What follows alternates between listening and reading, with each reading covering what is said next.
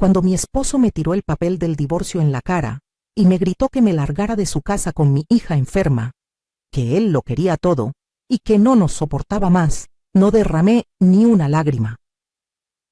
Lo miré directo a los ojos mientras él esperaba verme derrumbada, suplicante como siempre. Pero esta vez algo había cambiado dentro de mí. Recogí ese papel del suelo con calma, lo doblé cuidadosamente y le dije que estaba de acuerdo con todo. Él sonrió con esa arrogancia que yo conocía tan bien, pensando que había ganado. Su amante estaba recostada en el sofá que yo había pagado, riéndose de mí, mirándome con desprecio. Mi esposo la abrazó frente a mí y dijo que por fin se libraría de la vieja estorbosa que le había arruinado la vida. Salí de esa casa con mi hija Sofía, quien a pesar de su leucemia encontró fuerzas para apretarme la mano. Nos fuimos sin hacer escándalo. Él nunca imaginó que yo ya había movido cada pieza en el tablero. Durante meses fingí ser la esposa sumisa y derrotada, mientras preparaba el golpe que le cambiaría la cara para siempre. El día de la audiencia final llegó más rápido de lo que él esperaba. Ahí estaba Roberto con su traje nuevo, el que seguramente le compró esa mujer con el dinero que él sacaba de nuestras cuentas. Su abogado lucía confiado, con esa sonrisa prepotente de quien cree tener todas las cartas ganadoras. Pero cuando mi abogada comenzó a hablar y puso sobre la mesa el primer documento, vi cómo la sangre abandonaba el rostro de su representante legal. Roberto palideció cuando escuchó las palabras herencia, propiedades y cuentas bancarias internacionales. Su boca se abrió, pero no salió ningún sonido. La jueza levantó la vista de los papeles y lo miró con una mezcla de sorpresa y decepción. Ese fue el momento exacto en que Roberto comprendió que había subestimado a la mujer equivocada. Sigue mi historia hasta el final y comenta la ciudad desde donde me estás viendo para saber qué tan lejos ha llegado mi relato. Mi nombre es Mercedes y tengo 67 años. Sé que para muchos eso significa ser invisible, especialmente cuando tu marido encuentra a una mujer 20 años menor. Pero mi historia no trata sobre convertirme en invisible. Trata sobre cómo usé esa invisibilidad para proteger todo lo que realmente importaba. Conocí a Roberto cuando yo tenía 23 años. Él era el hijo del dueño de una pequeña ferretería en Puebla, y yo trabajaba como secretaria en una notaría. No éramos ricos, pero tampoco nos faltaba nada. Nos casamos después de 2 años de noviazgo en una ceremonia sencilla en la iglesia del barrio. Mi mamá me dijo ese día que el matrimonio era sacrificio y entrega, que una buena esposa siempre ponía a su familia primero. Y eso hice durante 44 años. 44 años preparando sus comidas favoritas, planchando sus camisas hasta que quedaran perfectas, cuidando de su madre cuando enfermó de diabetes y nadie más quería hacerlo. 44 años criando a nuestros hijos, Rafael y Daniela, prácticamente sola porque Roberto siempre estaba ocupado con el negocio.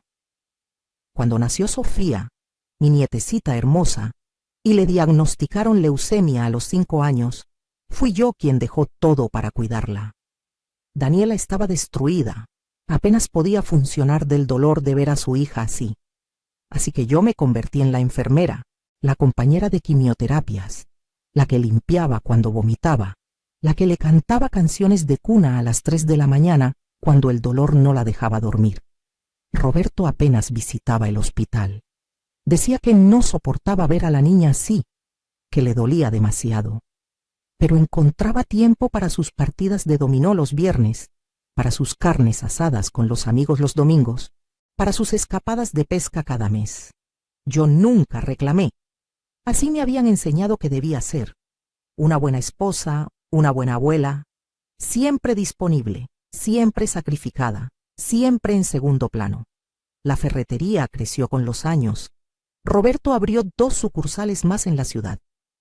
Yo llevaba la contabilidad desde casa, sin cobrarle ni un peso, mientras cuidaba de la casa y de Sofía.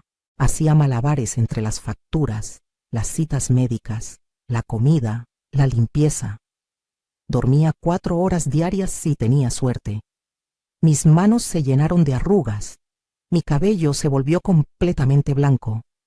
Mis rodillas comenzaron a doler de tanto subir y bajar escaleras entre la casa y el cuarto de Sofía. Pero seguía adelante, porque eso era lo que hacía una mujer como yo, seguir adelante sin importar qué. Mi papá murió cuando yo tenía 18 años y me dejó una casa vieja en Oaxaca que nadie quería. Estaba en tan malas condiciones que mis hermanos no pelearon por ella. Me la dejaron a mí casi como un favor. Durante años estuvo ahí, abandonada, mientras yo vivía mi vida en Puebla. Nunca le mencioné mucho a Roberto sobre esa propiedad. Para él era solo una casa vieja, sin valor en un pueblo olvidado. Lo que Roberto nunca supo, lo que nadie supo, era que mi papá también me había dejado unos terrenos cerca de esa casa. Terrenos que en ese momento no valían nada, pero que estaban registrados a mi nombre únicamente. Terrenos por los que nunca nadie preguntó, porque asumieron que si la casa no valía nada, el resto tampoco. Todo comenzó a cambiar hace 2 años. Roberto empezó a llegar tarde, muy tarde. El olor a perfume barato impregnaba sus camisas. Perfume que definitivamente yo no usaba. Cuando le preguntaba dónde había estado, me respondía con irritación que en el negocio, que tenía muchas responsabilidades, que yo no entendía la presión que él manejaba. Comenzó a tratarme diferente. Ya no era indiferencia, era desprecio. Me criticaba la comida que preparaba, la misma que durante 40 años le había encantado. Decía que la casa estaba sucia cuando yo pasaba el día entero limpiando entre cuidar a Sofía. Se quejaba de mi apariencia, de mis canas, de las arrugas alrededor de mis ojos, de los kilos que había ganado durante años de comer sobras y dormir poco. Un día encontré un recibo de un restaurante caro en el bolsillo de su pantalón. Era por 2,000 pesos, una cena para 2 con vino francés y camarones. Ese mismo mes me había dicho que no había dinero para el medicamento nuevo que el oncólogo de Sofía había recomendado, uno que podría reducir los efectos secundarios de la quimioterapia. Yo pagué ese medicamento con mis ahorros personales, el dinero que había guardado moneda por moneda durante años. Cuando lo confronté sobre el recibo, me dijo que había sido una cena de negocios. Pero los negocios no se hacían en restaurantes románticos con velas y música en vivo un día de San Valentín. Comencé a notar más cosas. Llamadas que cortaba cuando yo entraba a la habitación. Mensajes que borraba inmediatamente. Una vez lo vi sonreír, mirando su teléfono con una ternura que hacía décadas no me dedicaba a mí. Mis hijos tampoco ayudaban mucho. Rafael se había casado con una mujer llamada Patricia, que me odiaba desde el primer día. Decía que yo era entrometida, que opinaba demasiado, que no respetaba su espacio. Todo porque una vez sugerí que no era buena idea que dejaran a su bebé de 3 meses con cualquier persona, mientras ellos se iban de fiesta cada fin de semana. Desde entonces, me excluyeron de sus vidas. Solo me llamaban cuando necesitaban dinero prestado o que cuidara al niño porque su niñera había faltado. Daniela estaba tan consumida por la enfermedad de Sofía que apenas registraba lo que pasaba a su alrededor. Su matrimonio se estaba cayendo a pedazos. Su esposo la había dejado porque no soportó la presión de tener una hija enferma. Ella trabajaba dobles turnos como maestra para pagar las cuentas médicas que el seguro no cubría. Yo era su único apoyo real. Así que ahí estaba yo, a mis 65 años en ese momento, cuidando de una nieta enferma, manteniendo una casa, trabajando en la contabilidad del negocio familiar sin pago y viendo cómo mi esposo se alejaba más cada día. Me sentía invisible, peor que invisible. Me sentía como un mueble viejo que ya no servía pero que todavía ocupaba espacio. La gota que derramó el vaso llegó una tarde de julio. Hacía un calor insoportable y el aire acondicionado se había descompuesto. Sofía había tenido un mal día, vomitando cada hora. Yo estaba exhausta, con mi ropa manchada, el cabello pegado a la frente por el sudor. Roberto llegó a casa a las 6 de la tarde, temprano para su nueva rutina. Venía acompañado. Traía a una mujer de unos 40 años, con un vestido ajustado color rojo, tacones altos, maquillaje perfecto. El cabello negro le caía en ondas brillantes sobre los hombros. Era todo lo que yo había dejado de ser hacía mucho tiempo, o más bien, todo lo que nunca tuve tiempo de ser porque estaba ocupada siendo esposa y madre. Roberto ni siquiera tuvo la decencia de parecer avergonzado. Me presentó a Jessica como su socia de negocios. Dijo que necesitaban recoger unos papeles de su oficina en casa. Ella me miró de arriba abajo con una sonrisa burlona. Extendió su mano con uñas perfectamente arregladas y yo estreché esa mano con mis dedos hinchados de artritis y manchados de medicina. Pude oler su perfume, el mismo que había estado detectando en las camisas de Roberto durante meses. Se fueron a la oficina y cerraron la puerta. Estuvieron ahí dentro 45 minutos. Podía escuchar risas, murmullos. Cuando salieron, el cabello de ella estaba ligeramente despeinado y Roberto tenía esa expresión de satisfacción que yo conocía bien. Jessica se despidió de mí con un hasta luego, Mercedes, cuídate mucho, con un tono que destilaba condescendencia. Esa noche Roberto no cenó en casa. Dijo que tenía más reuniones de negocios. Yo me quedé ahí, en esa cocina, mirando la comida que había preparado enfriarse en el plato. Algo dentro de mí se rompió, pero no de la manera que esperarías. No lloré ni grité. Simplemente sentí una claridad fría y absoluta. Por primera vez en 40 y tantos años, dejé de preguntarme qué había hecho mal y comencé a preguntarme qué iba a hacer al respecto. A la mañana siguiente llamé a un abogado. No cualquier abogado, sino la mejor abogada de divorcios de Puebla, una mujer llamada Doctora Hernández que tenía reputación de ser implacable. Le conté todo. Ella escuchó en silencio, tomando notas. Cuando terminé, me miró por encima de sus lentes y me dijo: Mercedes, dime algo, ¿tienes bienes a tu nombre? Le hablé de la casa en Oaxaca. Le hablé de los terrenos. Me preguntó si Roberto sabía de ellos. Le dije que sabía de la casa pero que nunca le había dado importancia, que de los terrenos jamás había hablado con él, porque nunca parecieron importantes. Ella sonrió. Fue una sonrisa que me dio esperanza por primera vez en meses. Las cosas se empeoraron rápidamente en casa. Roberto ya ni siquiera intentaba esconder su aventura.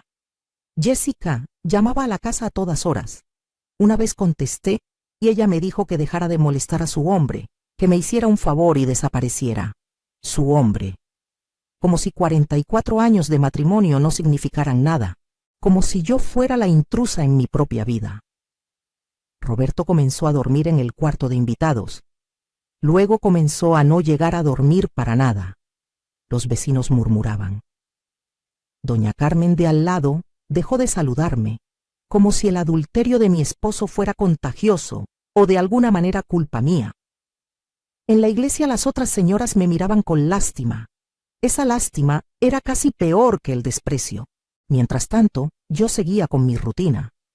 Cuidaba a Sofía, limpiaba la casa, preparaba comida que nadie comía. Pero ahora también hacía otras cosas.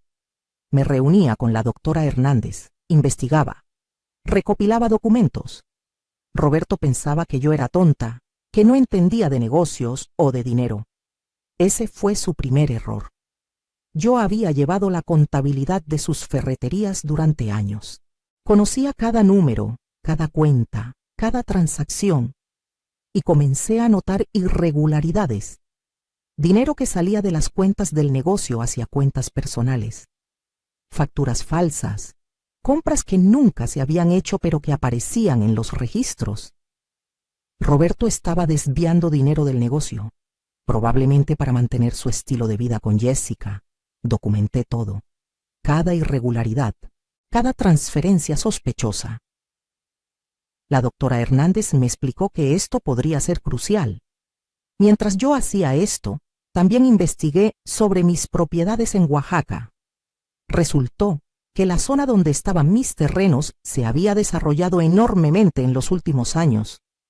El gobierno había construido una carretera nueva que conectaba con la costa. Empresas turísticas estaban comprando terrenos en la zona para desarrollar resorts y hoteles boutique. Mis terrenos, esos que nadie quería, esos que Roberto consideraba basura, ahora valían una fortuna. Contraté a un valuador que confirmó lo que yo sospechaba. Solo los terrenos valían cerca de 15 millones de pesos. La casa vieja, con algo de remodelación, podría convertirse en una posada encantadora que valía otros 2 millones. 17 millones de pesos que eran completamente míos, solo a mi nombre, adquiridos antes del matrimonio. Dinero del que Roberto no podía tocar ni un centavo. La doctora Hernández casi salta de alegría cuando le mostré la evaluación. Ahora teníamos munición. Un sábado por la tarde, hace unos 8 meses, Roberto llegó a casa con Jessica del brazo. Ya ni siquiera fingían. Entraron como si fueran los dueños del lugar. Yo estaba en la sala con Sofía leyéndole un cuento. La niña había tenido una semana buena. Su cabello estaba comenzando a crecer de nuevo después de la última ronda de quimioterapia. Roberto me miró con desprecio absoluto y dijo: «Necesitamos hablar». Jessica se sentó en mi sofá, cruzó las piernas y me sonrió como si fuera la reina del mundo. Roberto sacó unos papeles de su maletín. Los dejó caer sobre la mesa de centro. «Papeles de divorcio», dijo Mercedes. «Esto se acabó. Quiero el divorcio. Y quiero que te largues de mi casa». Sentí que Sofía se tensaba a mi lado.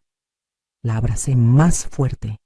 Le pregunté con la voz más calmada que pude si estaba seguro. Él se rió. «Seguro. Mercedes, llevo seguro desde hace años. Me quedé contigo por lástima, por no crear escándalo. Pero ya me cansé. Mírate. Eres una vieja amargada y fea. No tienes nada que ofrecerme. Jessica es todo lo que tú nunca fuiste. Joven, bella, divertida. Ella me hace feliz». Jessica sonrió aún más. Se levantó y caminó hacia Roberto. Lo besó en la boca frente a mí, frente a mi nieta de 7 años. Luego me miró y dijo: «Lo siento, Mercedes, pero así es el amor. Cuando llega, llega. Y Roberto y yo nos amamos. Tú ya cumpliste tu tiempo». Le pregunté a Roberto qué pasaría con Sofía, con Daniela. Él se encogió de hombros. «Ese no es mi problema. Sofía no es mi nieta de sangre de todos modos. Es hija de Daniela, con ese bueno para nada que la abandonó. Y Daniela es lo suficientemente grande para cuidarse sola. Tú también. Arréglense como puedan. Yo quiero esta casa. Quiero las ferreterías. Quiero todo. Tú no pusiste nada en este matrimonio. Yo construí todo esto. Así que te vas con lo que traías puesto y ya». Respiré profundo. Miré esos papeles. Luego lo miré a él. Y dije: «Está bien, Roberto. Acepto el divorcio. Puedes quedarte con todo. Me iré». Su cara mostró sorpresa por un segundo. Claramente esperaba que yo suplicara, que llorara, que armara un escándalo. Cuando no hice nada de eso, se recuperó rápidamente y sonrió. «Bien. Qué bueno que al fin entiendes tu lugar. Tienes 2 semanas para salir de mi casa». Recogí los papeles, tomé a Sofía de la mano y subimos a nuestro cuarto. Detrás de mí podía escuchar las risas de Roberto y Jessica, celebrando su victoria. Esa noche llamé a la doctora Hernández y le dije que Roberto había pedido el divorcio. Ella me preguntó si estaba lista para proceder con nuestro plan. Le dije que nunca había estado más lista para nada en mi vida. Durante las siguientes semanas fingí ser la esposa derrotada y sumisa que Roberto esperaba. Me mudé a un departamento pequeño con Sofía. Era un lugar humilde de 2 habitaciones en una zona no muy buena de la ciudad, pero era lo que podía pagar con mis ahorros limitados. Roberto ni siquiera ofreció ayudar con la mudanza o con dinero para la renta. Estaba demasiado ocupado remodelando nuestra casa, borrando cualquier rastro de mí. Daniela estaba destrozada cuando le conté todo. Quería confrontar a su papá, gritarle, hacerle ver lo que estaba haciendo. Pero yo le pedí que se mantuviera calmada, que confiara en mí. Le dije que tenía un plan, pero que necesitaba que ella actuara normal, como si estuviéramos resignadas a perder todo. Fue difícil para ella, pero confió en mí. Rafael, por otro lado, se puso del lado de su padre. Dijo que era natural que un hombre buscara felicidad, que yo había dejado de esforzarme, que no podía culpar a papá por querer estar con alguien que lo apreciara. Patricia, su esposa, estuvo completamente de acuerdo. Incluso tuvieron el descaro de invitar a Jessica a una cena familiar, presentándola como la nueva pareja de Roberto. Yo no fui invitada. Eso dolió más de lo que quiero admitir. Perder a tu hijo, ver que elige al padre adúltero sobre la madre que sacrificó todo, eso te parte el alma. Pero usé ese dolor como combustible. Cada humillación, cada desprecio, cada risa burlona, lo guardé todo y lo convertí en determinación. Mientras tanto, Roberto procedió con el divorcio de manera agresiva. Su abogado era un hombre arrogante llamado licenciado Fuentes, conocido por ser despiadado. En las primeras audiencias, argumentaron que yo no tenía derecho a nada, porque no había contribuido económicamente al matrimonio. Dijeron que Roberto había construido el imperio de ferretería solo, con su esfuerzo y sudor, que yo había sido simplemente un ama de casa, que vivió de su generosidad durante décadas. El licenciado Fuentes me miraba con desdén cada vez que hablaba. Trataba de intimidarme con términos legales complicados, con amenazas veladas de dejarme en la calle sin nada. La doctora Hernández jugaba su papel perfectamente.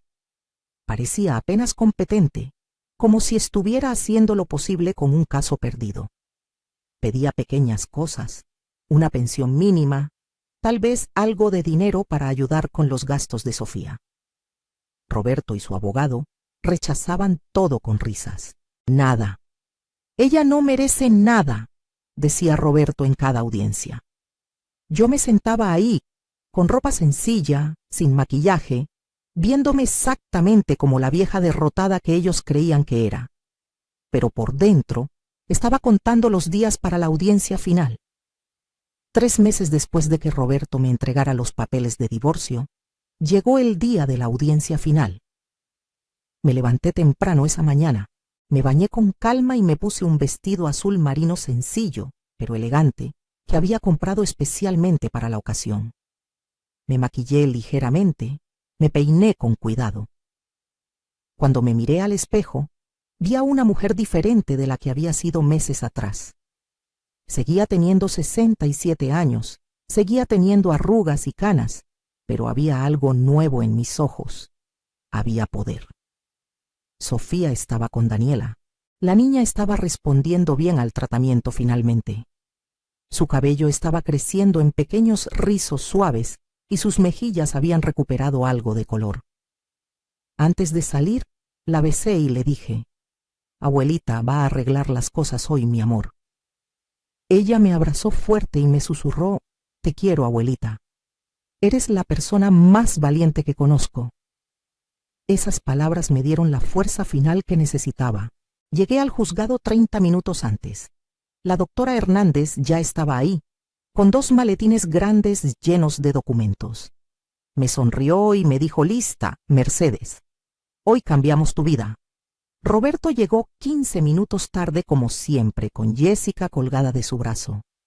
Ella llevaba un vestido rojo brillante completamente inapropiado para un juzgado, tacones de 10 centímetros y suficiente perfume como para ahogar a alguien. Roberto llevaba su mejor traje, el azul oscuro que yo le había regalado en nuestro 30º aniversario, y lucía una sonrisa de absoluta confianza. El licenciado Fuentes venía detrás de ellos, igualmente confiado, con su maletín de piel cara y su actitud de superioridad. Entramos a la sala. La jueza era una mujer de unos 50 años llamada Magistrada Ruiz, conocida por ser justa pero estricta. Había leído sobre ella, sabía que no toleraba tonterías y que tenía especial desprecio por los hombres que abandonaban a sus esposas después de décadas de matrimonio.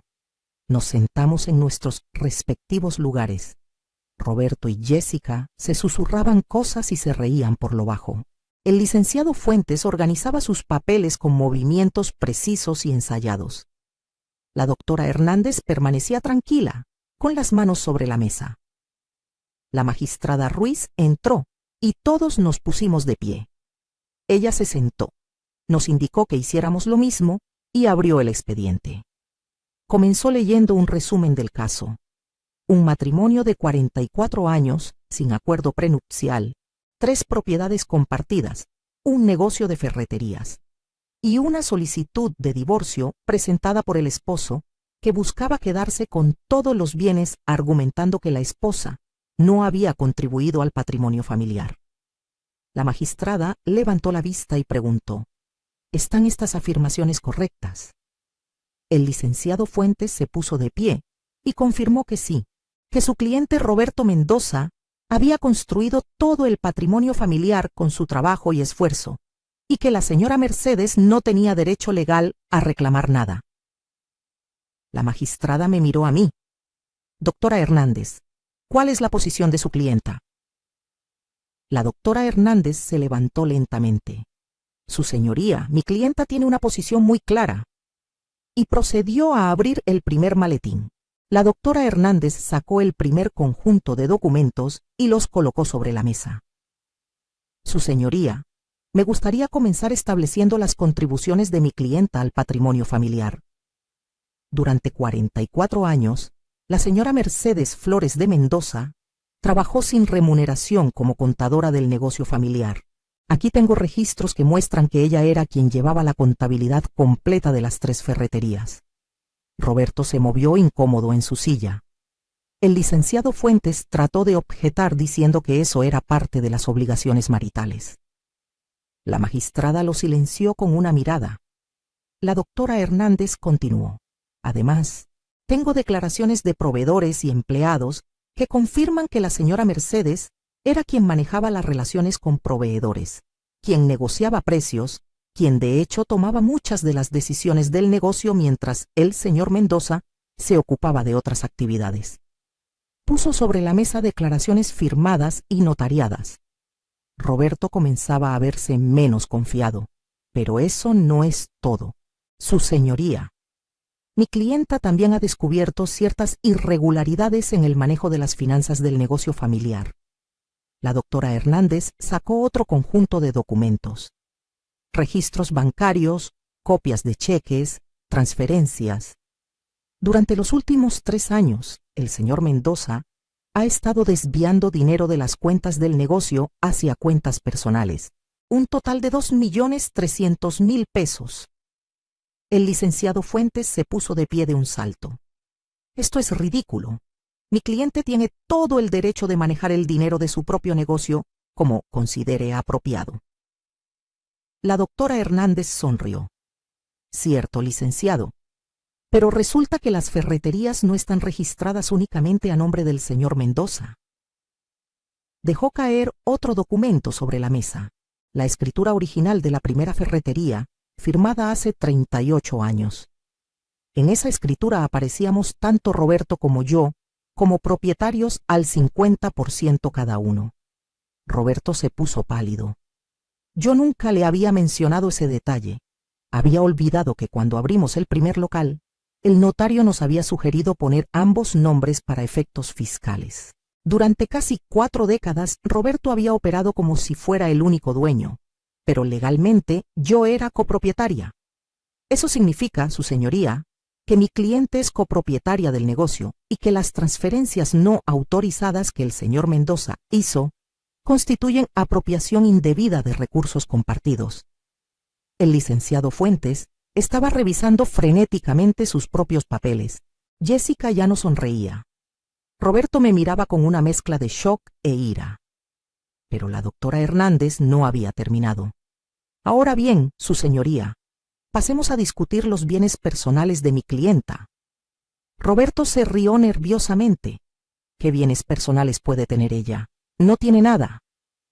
La doctora Hernández abrió el segundo maletín. Sacó documentos, valuaciones, títulos de propiedad. Mi clienta es propietaria única de una casa y terrenos en Oaxaca, adquiridos por herencia antes del matrimonio y, por tanto, no sujetos a división de bienes gananciales. La magistrada tomó los documentos y comenzó a revisarlos.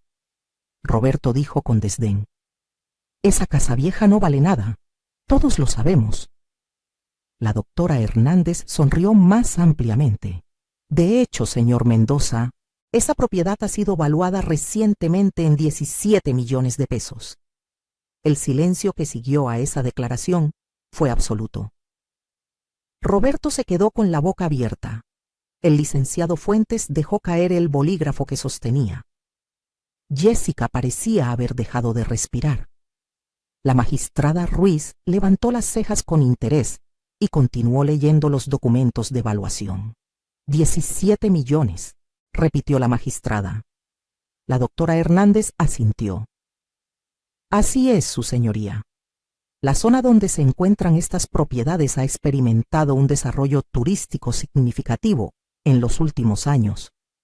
Los terrenos de mi clienta tienen frente de playa y acceso directo a la nueva carretera costera. Varias empresas hoteleras han expresado interés en comprarlos. Aquí tengo 3 ofertas formales, la más alta por 19 millones de pesos. Puso las cartas de oferta sobre la mesa. Roberto encontró su voz finalmente. Eso no puede ser cierto.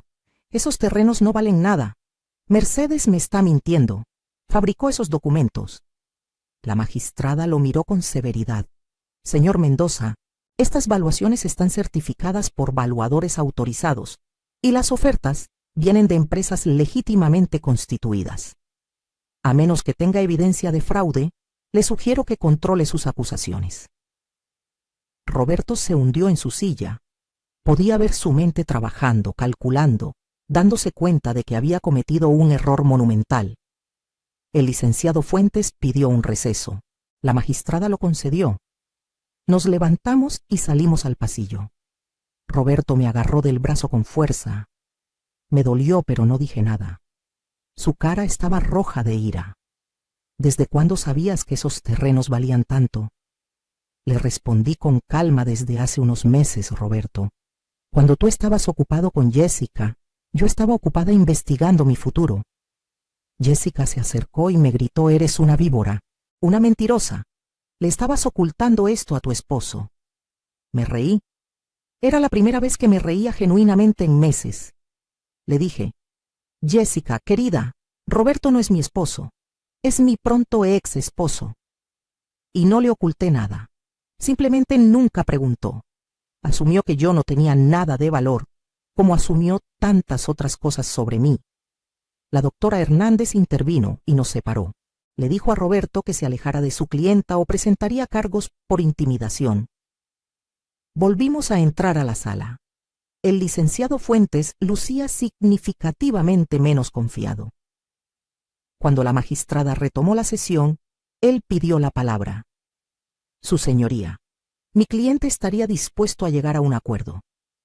Quizás una división más equitativa de los bienes. La magistrada lo miró.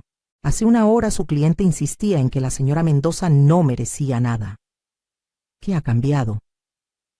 El licenciado Fuentes tragó saliva. Hemos reconsiderado nuestra posición dado que nueva información ha salido a luz. La magistrada se volvió hacia mí. Señora Mendoza, ¿está usted interesada en llegar a un acuerdo con su esposo? Me puse de pie lentamente. Toda la sala me miraba. Roberto con ansiedad, Jessica con odio, el licenciado Fuentes con nerviosismo, la magistrada con curiosidad, la doctora Hernández con orgullo. Hablé con voz clara y firme. Su señoría, hace 3 meses mi esposo me echó de la casa que compartimos durante 44 años. Me dijo que yo no tenía valor, que era vieja y fea, que no merecía nada. Me dijo que me largara con mi nieta enferma, que él no nos necesitaba ni nos quería. Delante de esa niña de 7 años con leucemia, besó a su amante y me dijo que yo ya había cumplido mi tiempo. No ofreció ayuda económica, no ofreció apoyo. Me dejó en la calle con lo puesto. Tuve que mudarme a un departamento pequeño. Tuve que usar mis ahorros para pagar el tratamiento de mi nieta, porque él se negó a ayudar. Durante 3 meses me ha humillado públicamente. Ha paseado a su amante por toda la ciudad. Ha hablado mal de mí con quien quiera escuchar. Ahora que descubre que tengo recursos, de repente quiere negociar. De repente quiere ser justo. Mi respuesta es no. No quiero ningún acuerdo con usted, señor Mendoza. La magistrada asintió. Entiendo su posición, señora Mendoza. Entonces procedamos con la división legal de bienes. La doctora Hernández se levantó nuevamente. Su señoría, me gustaría presentar evidencia adicional.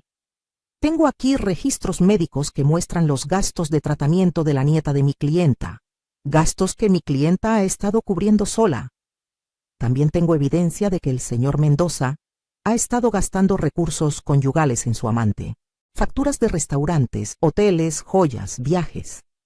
En total, aproximadamente 1.200.000 pesos en el último año. Jessica se puso de pie gritando: «Eso es privado. No tienen derecho a investigar nuestra relación». La magistrada la miró con frialdad. «Siéntese, señorita. Usted no es parte de este procedimiento. Si vuelve a interrumpir, la sacaré de la sala». Jessica se sentó, pero fulminaba con la mirada. La magistrada revisó toda la evidencia que la doctora Hernández había presentado. Después de varios minutos de silencio, habló.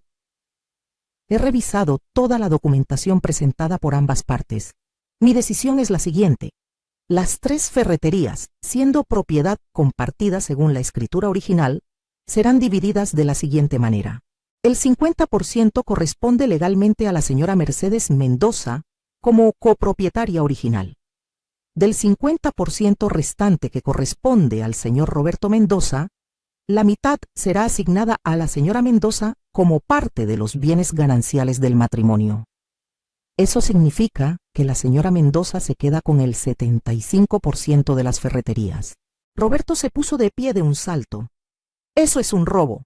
No puede quitarme mi negocio». La magistrada golpeó su mazo sobre la mesa. «Señor Mendoza, siéntese inmediatamente o lo haré sacar de la sala». Roberto se sentó, temblando de ira. La magistrada continuó. «La casa conyugal será otorgada a la señora Mendoza como compensación por los años de trabajo no remunerado en el negocio familiar y como compensación por los gastos médicos de su nieta que usted se negó a cubrir. El señor Mendoza tendrá 30 días para desalojar la propiedad». Jessica soltó un grito ahogado. Roberto estaba blanco como papel, pero la magistrada no había terminado. Adicionalmente, el señor Mendoza deberá reembolsar a la señora Mendoza la cantidad de 1.200.000 pesos, correspondiente a los recursos conyugales que gastó en su relación extramarital. Estos fondos deberán ser pagados en un plazo no mayor a 6 meses. El licenciado Fuentes intentó objetar. «Su señoría, esto es excesivo. Mi cliente quedará prácticamente en la ruina». La magistrada lo miró sin compasión. Su cliente eligió gastar recursos familiares en mantener una amante, mientras su esposa pagaba de su bolsillo el tratamiento médico de su nieta enferma. Su cliente eligió humillar y abandonar a una mujer que dedicó 44 años de su vida a su familia. Las consecuencias de esas decisiones son enteramente suyas.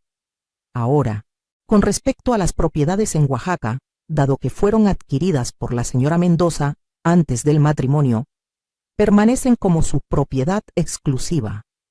El señor Mendoza no tiene ningún derecho sobre ellas. Roberto hundió su cara entre sus manos. Jessica lo miraba con una expresión que mezclaba shock y algo más, algo que parecía cálculo. La magistrada revisó sus notas una vez más. «Hay algo más que me gustaría agregar. Señor Mendoza, he visto muchos casos de divorcio en mi carrera, pero pocos tan descarados como este. Usted no solo fue infiel, sino que fue cruel. Echó a su esposa de su hogar sin ningún apoyo. Se negó a ayudar con el tratamiento médico de una niña enferma. Gastó recursos familiares en lujos para su amante. Y luego tuvo el descaro de pedir que le dieran todo, asumiendo que su esposa no tenía recursos ni opciones. Me complace enormemente demostrarle que estaba equivocado. La sentencia es final. Buenos días». Y con eso golpeó su mazo y se levantó. Salí de esa sala con la cabeza en alto. Roberto seguía sentado, inmóvil, en estado de shock. Jessica ya estaba caminando hacia la salida, sus tacones resonando en el piso de mármol. Algo me decía que Roberto no volvería a verla pronto. Las mujeres como Jessica no se quedan con hombres que pierden todo. Afuera del juzgado, la doctora Hernández me abrazó. Lo logramos, Mercedes. Le ganamos. Le dije, no, doctora, no le ganamos. Simplemente tomé lo que siempre fue mío.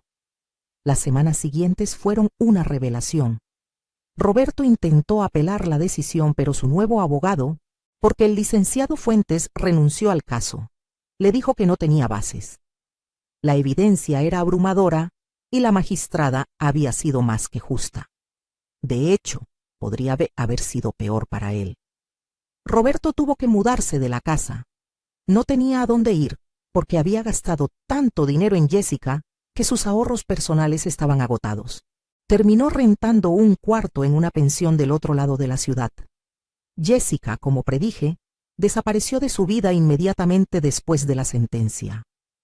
Alguien me contó que la vieron 2 semanas después del brazo de otro hombre, un empresario de la Ciudad de México. Roberto trató de llamarla, pero ella bloqueó su número. El amor eterno había durado exactamente hasta que el dinero se acabó. Yo me mudé de vuelta a la casa, mi casa ahora. Lo primero que hice fue cambiar todas las cerraduras. Luego contraté a unas señoras para que hicieran una limpieza profunda. Quería eliminar cualquier rastro de Jessica, cualquier olor a su perfume barato, cualquier recuerdo de esos meses horribles.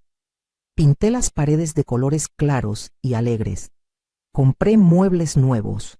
Convertí uno de los cuartos en un espacio especial para Sofía, con paredes de color rosa suave, estantes llenos de libros, juguetes, un escritorio para que hiciera su tarea.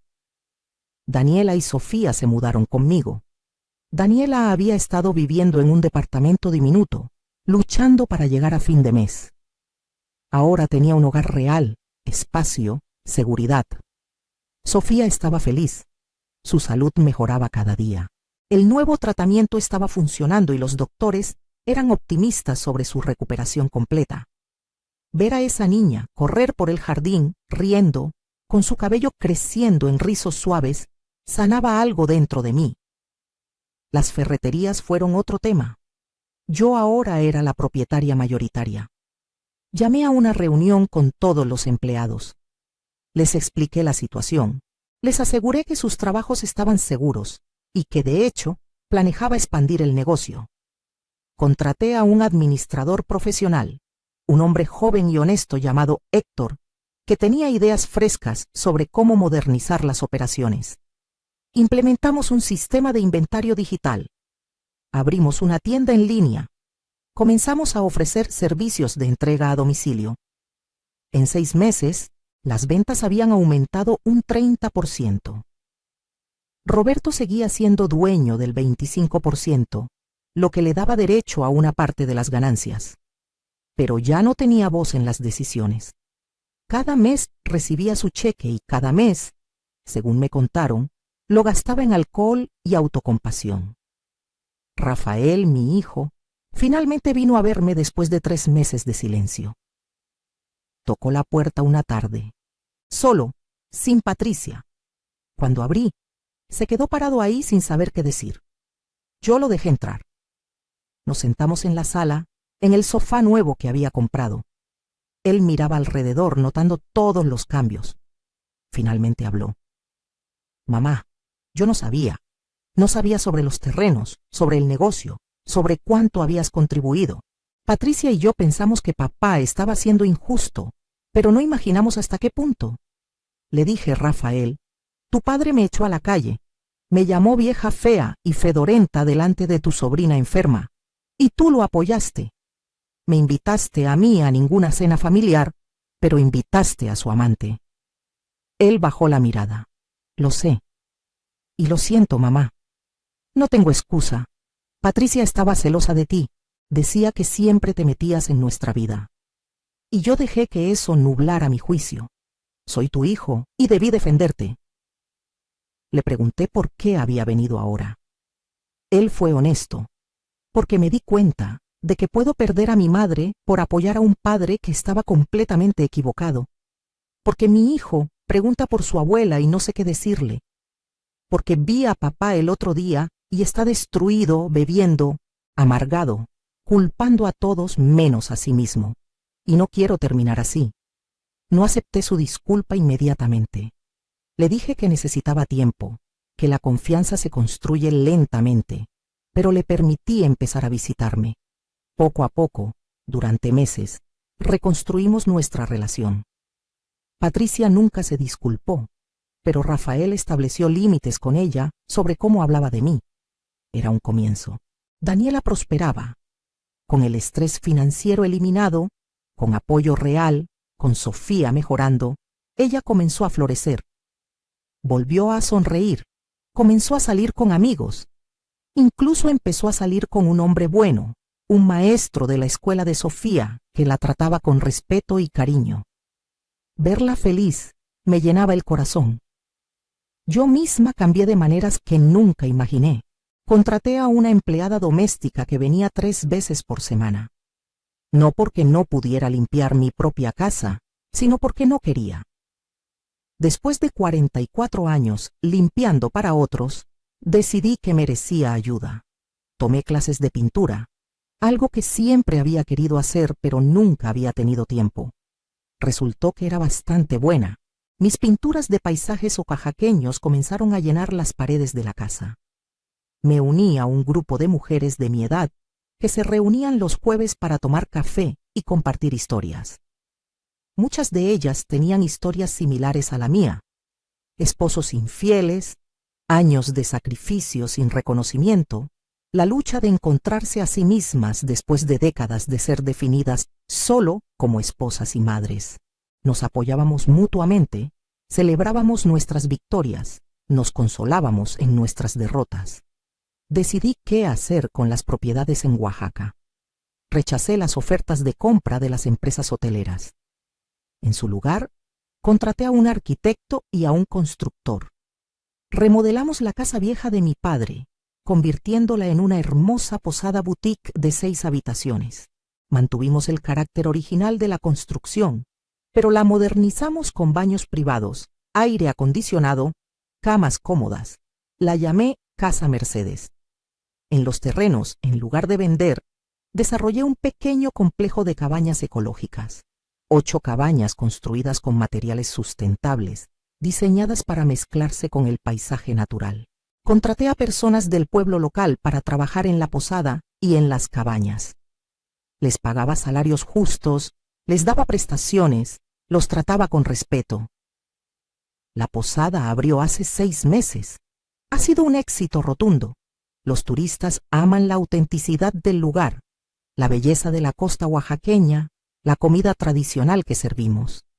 Las reseñas en línea son excelentes y las ganancias son muy buenas, más de lo que necesito para vivir cómodamente. Uso parte de esas ganancias para ayudar a otras mujeres. Establecí un fondo que ayuda a mujeres mayores que están pasando por divorcios difíciles. Les pagamos asesoría legal, las conectamos con recursos, les damos apoyo emocional. En el primer año ayudamos a 22 mujeres. Algunas de sus historias hacían que la mía pareciera suave, pero todas tenían esa misma chispa de determinación, ese mismo rechazo a ser víctimas. Roberto intentó volver una vez. Tocó a la puerta una noche, borracho, llorando. Decía que había cometido un error, que me extrañaba, que Jessica había sido un error terrible, que podíamos volver a intentarlo. Le dije que no. Le dije que había tenido 44 años para valorarme y que eligió no hacerlo, que yo había encontrado mi valor propia y que no necesitaba su validación, que siguiera su camino y me dejara seguir el mío. Se fue llorando. No volvió. Escuché que eventualmente dejó de beber tanto, que consiguió un trabajo en una ferretería que no era la nuestra, que vivía una vida tranquila y solitaria. Parte de mí sentía lástima por él, pero era una parte muy pequeña. La mayor parte de mí simplemente ya no sentía nada. Había usado toda mi energía emocional en él durante décadas. Ya no tenía más que dar. Sofía se recuperó completamente. Hace 3 meses recibió la noticia de que estaba en remisión completa. La leucemia se había ido. Lloramos de alegría las tres. Daniela, Sofía y yo, abrazadas en el consultorio del doctor. Sofía ahora tiene 8 años. Va a la escuela normalmente. Juega con sus amigos.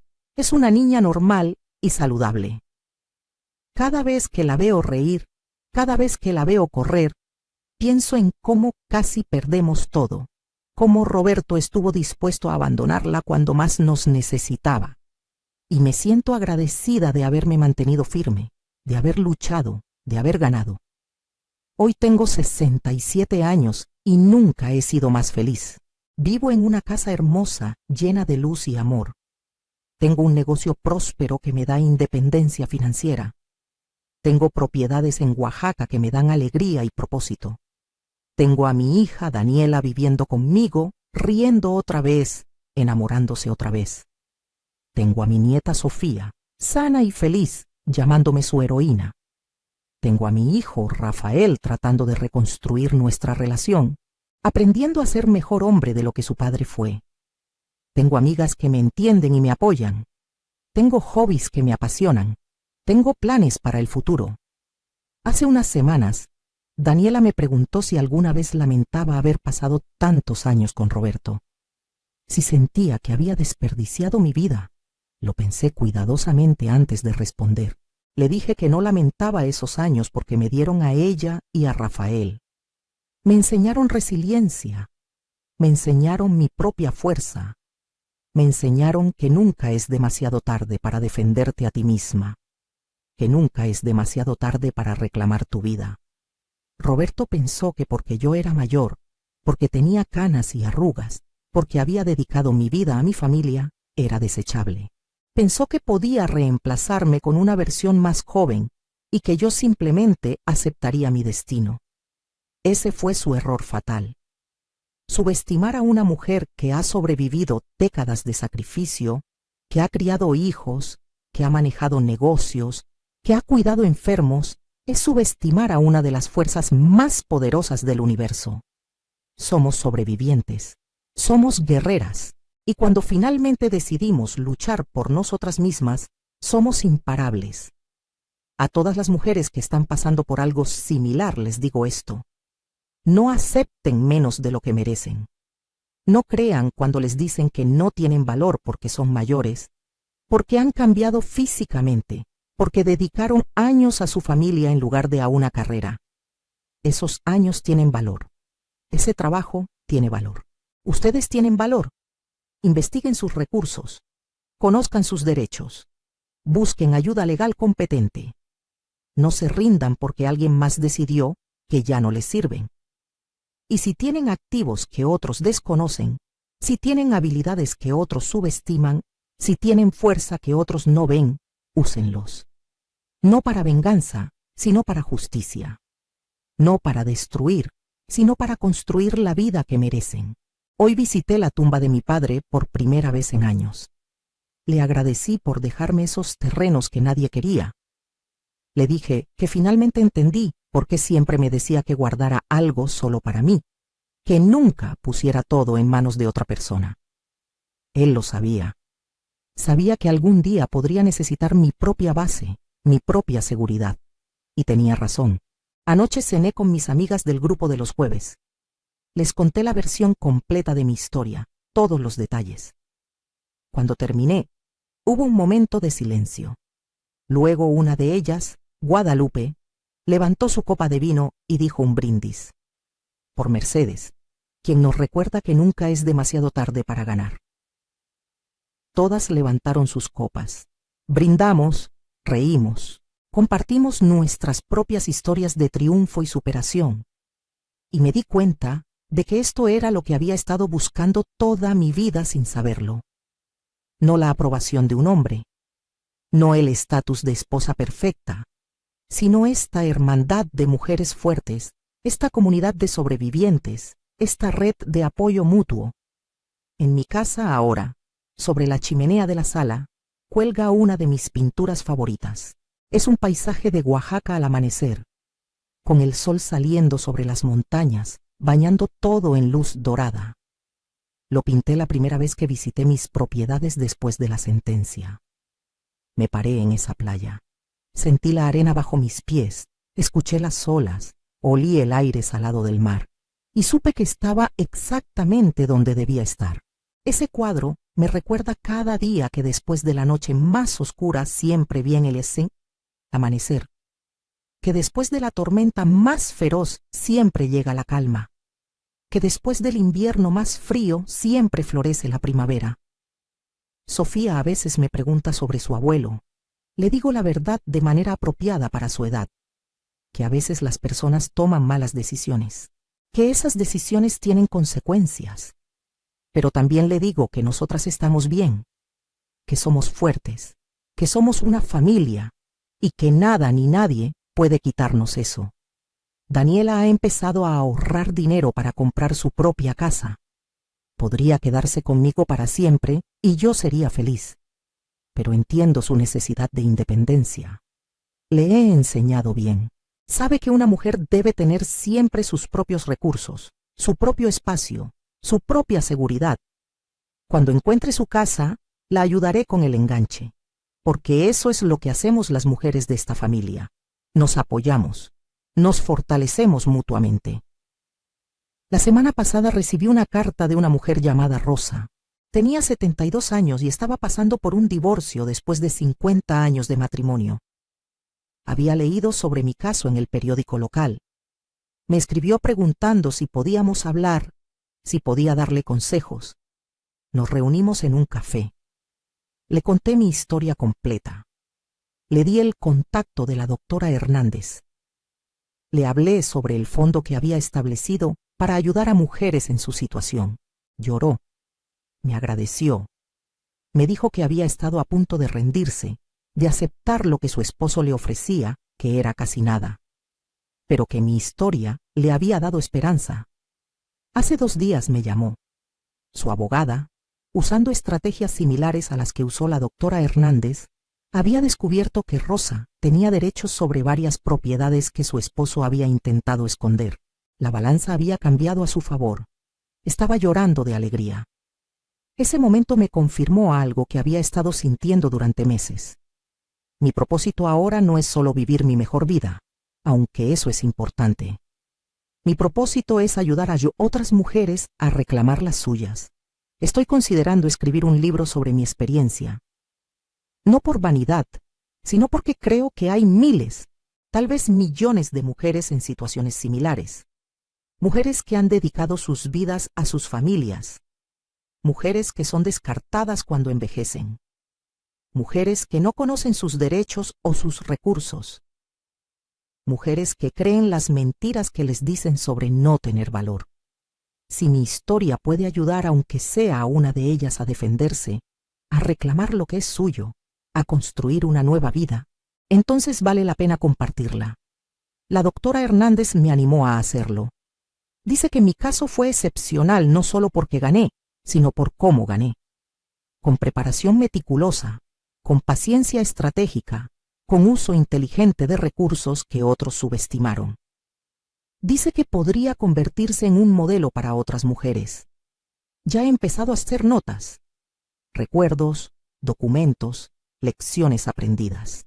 Es un proceso emocional revivir todo, pero también es catártico. Cada palabra que escribo es como soltar otro pedazo del dolor, de la humillación, de los años de sentirme invisible. Esta mañana me desperté temprano y salí al jardín. El sol apenas estaba saliendo. Las flores que planté hace 3 meses están floreciendo. Rosas, jazmines, bugambilias. El aire olía dulce y fresco. Los pájaros cantaban. Sofía todavía dormía en su cuarto. Daniela también. La casa estaba en paz. Me senté en la banca del jardín que compré, la misma donde ahora paso las mañanas con mi café, y pensé en todo lo que había pasado. En la mujer que era hace un año, derrotada, humillada, sin saber cómo seguir adelante. Y en la mujer que soy ahora, fuerte, independiente, en control de mi destino. La transformación es asombrosa y está disponible para cualquier mujer dispuesta a luchar por ella. Roberto me hizo un favor, aunque nunca fue su intención. Me obligó a despertar. Me obligó a ver mi propio valor. Me obligó a luchar. Sin su traición, su crueldad, su arrogancia, yo podría haber seguido siendo la esposa sumisa y olvidada hasta el día de mi muerte. En cambio, me convertí en la protagonista de mi propia historia. Y esa es una historia que vale la pena contar. Entonces mi mensaje final es este. Si estás pasando por una traición, por un divorcio difícil, por una situación donde sientes que has perdido todo, escúchame. No has perdido. Todavía estás aquí. Todavía estás respirando. Todavía tienes poder, incluso si no puedes verlo ahora mismo. Investiga tus opciones. Conoce tus derechos. Busca ayuda profesional. Y sobre todo no creas cuando te digan que no tienes valor. Tienes todo el valor del mundo, solo necesitas reclamarlo. La audiencia en ese juzgado duró 2 horas, pero cambió el resto de mi vida. 2 horas donde finalmente me defendí, donde finalmente dije basta, donde finalmente tomé lo que era mío. Y ahora, cada día es una celebración de esa decisión. Cada mañana que me despierto en mi casa, cada vez que reviso las ganancias de mis negocios, cada abrazo de Sofía, cada sonrisa de Daniela, cada momento de paz y alegría es evidencia de que tomé la decisión correcta, que luchar vale la pena, que las mujeres de cualquier edad merecen respeto, dignidad y justicia. Ayer visité Casa Mercedes en Oaxaca. Había pasado un mes desde mi última visita. El lugar estaba lleno de huéspedes, una pareja de Argentina, una familia de Estados Unidos, 2 amigas de Monterrey celebrando sus 60 cumpleaños. Todos estaban encantados con la propiedad, con la comida, con la hospitalidad. Me senté en la terraza mirando el océano y me sentí profundamente agradecida. Esa propiedad que nadie quería, esos terrenos que Roberto despreció, ahora me daban no solo ingresos, sino también propósito y alegría. Me quedé 2 días. Caminé por la playa, nadé en el mar, comí pescado fresco, hablé con los empleados sobre sus familias, sus sueños. Una de las camareras, Lupita, me contó que estaba ahorrando para estudiar administración hotelera. Le dije que cuando terminara sus estudios, tendría un trabajo esperándola como gerente. Lloró de agradecimiento. Le dije que las mujeres debemos apoyarnos mutuamente, ayudarnos a crecer. La última noche ahí, organicé una cena especial. Invité a todas las mujeres que trabajan en la propiedad, unas 12 en total. Cocineras, camareras, encargadas de limpieza, jardineras. Les preparé mi mole especial, el mismo que solía cocinar para Roberto y que nunca valoró. Ellas lo devoraron y me llenaron de cumplidos. Durante la cena compartimos historias. Muchas de ellas también habían pasado por matrimonios difíciles, esposos abusivos o negligentes, situaciones de pobreza y lucha. Pero todas eran sobrevivientes. Todas eran guerreras. Les conté mi historia completa por primera vez fuera de mi círculo cercano. Escucharon en silencio absoluto. Cuando terminé, una de ellas, doña Teresa, que tiene 75 años y trabaja en la cocina, dijo: «Esto es lo que necesitamos las mujeres. Necesitamos escuchar que es posible ganar, que no estamos condenadas a aguantar, que podemos cambiar nuestras vidas incluso cuando pensamos que es demasiado tarde». Esa noche, bajo las estrellas de Oaxaca, con el sonido del mar de fondo, sentí que había encontrado mi tribu. No solo mis amigas en Puebla, sino estas mujeres también, y todas las mujeres que aún no conozco pero que están luchando sus propias batallas. Todas estamos conectadas por la experiencia compartida de ser subestimadas, descartadas, pero también por la fuerza compartida de negarnos a permanecer derrotadas. Cuando regresé a Puebla, Sofía me recibió en la puerta corriendo. «Abuelita, te extrañé tanto. Cuéntame del mar». Me senté con ella y le mostré las fotos que había tomado. Le hablé de las tortugas que vimos anidando en la playa. Le prometí que pronto iríamos juntas, que le enseñaría a nadar en esas aguas cálidas. Sus ojos brillaban de emoción. Daniela me abrazó y me susurró: gracias, mamá, por todo, por nunca rendirte, por mostrarnos cómo ser fuertes. Le dije que no tenía que agradecer nada, que simplemente estaba haciendo lo que cualquier madre haría.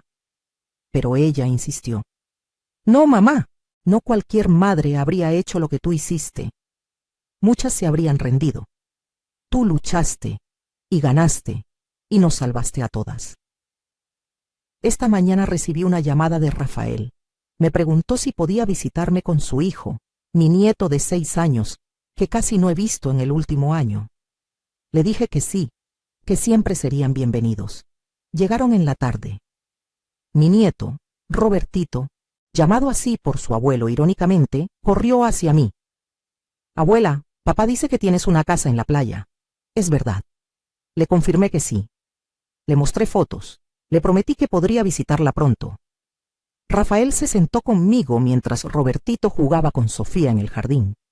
Me dijo que había estado pensando mucho sobre todo lo que pasó, que se había dado cuenta de cuánto había absorbido de su padre, actitudes sobre las mujeres, sobre el matrimonio, sobre lo que es importante en la vida. Dijo que no quería que Robertito creciera con esas mismas ideas, que quería criarlo diferente, para valorar a las mujeres, para respetar el trabajo doméstico, para entender que el matrimonio es una sociedad de iguales. Le dije que me alegraba escucharlo, que nunca es demasiado tarde para cambiar, que el hecho de que reconociera sus errores ya era un paso enorme. Me preguntó si podía perdonarlo algún día completamente. Le dije que el perdón es un proceso, no un evento, que estábamos en camino, que su disposición a cambiar, a aprender, a ser mejor, significaba todo. Antes de irse, me entregó un sobre. Dentro había una carta escrita a mano. La leí después de que se fueron. Era una disculpa detallada, específica. No excusas, no justificaciones, solo reconocimiento de sus errores y compromiso de ser mejor. Al final escribió: mamá, cuando crezca espero ser la mitad de fuerte que tú. Te amo. Lloré leyendo esa carta, pero eran lágrimas buenas, lágrimas de sanación. Esta noche, mientras escribo estas reflexiones finales, Daniela y Sofía están en la sala viendo una película. Puedo escuchar sus risas. La casa está llena de luz, de calor, de amor. Afuera las luces de Puebla brillan en la distancia. En algún lugar de esta ciudad, Roberto está en su cuarto de pensión, probablemente solo, probablemente arrepentido. Pero eso ya no es mi problema, ya no es mi responsabilidad. Mi responsabilidad ahora es conmigo misma, con mis hijas, con mi nieta, con las mujeres que puedo ayudar. Tengo 67 años y siento como si mi vida apenas estuviera comenzando. Tengo planes. Quiero expandir Casa Mercedes. Tal vez abrir otra propiedad en un lugar diferente. Quiero que mi fondo de ayuda llegue a más mujeres. Quiero escribir ese libro. Quiero viajar. Quiero seguir pintando. Quiero seguir creciendo y lo haré, porque ahora sé algo que no sabía hace un año. Sé que soy capaz. Sé que soy fuerte. Sé que merezco felicidad. Y sé que nunca, nunca más permitiré que alguien me haga sentir menos de lo que soy. Entonces, para todas ustedes que están escuchando mi historia, les dejo con esto. ¿Qué harías en mi lugar? Si tu pareja te traicionara después de décadas de dedicación, si te dijeran que no vales nada, si te echaran de tu propia casa, ¿te rendirías o lucharías? Yo elegí luchar y esa elección cambió todo. Comenta abajo qué harías tú. Cuéntame tu historia si tienes una similar. Y recuerda, no importa cuántos años tengas, no importa cuánto tiempo hayas estado en una situación difícil, nunca es demasiado tarde para reclamar tu vida. Nunca es demasiado tarde para defender tu valor. Nunca es demasiado tarde para ganar. Mi nombre es Mercedes. Tengo 67 años. Y esta es mi historia de cómo mi esposo pensó que podía destruirme, pero en cambio me obligó a descubrir mi verdadera fuerza. De cómo perdí un matrimonio pero gané mi libertad. De cómo lo que otros vieron como mi final fue en realidad mi comienzo. Y ahora, cada día que me despierto en mi casa, en mi cama cómoda, rodeada de las personas que realmente me aman, sé con absoluta certeza que tomé las decisiones correctas, que la mujer que fui, sumisa y callada, murió el día que Roberto me entregó esos papeles de divorcio, y en su lugar nació una mujer nueva, una mujer que conoce su valor, una mujer que no acepta menos de lo que merece, una mujer que no tiene miedo, una mujer imparable. Y esa mujer soy yo, Mercedes, sobreviviente, guerrera, vencedora. Esta es mi historia, y apenas está comenzando.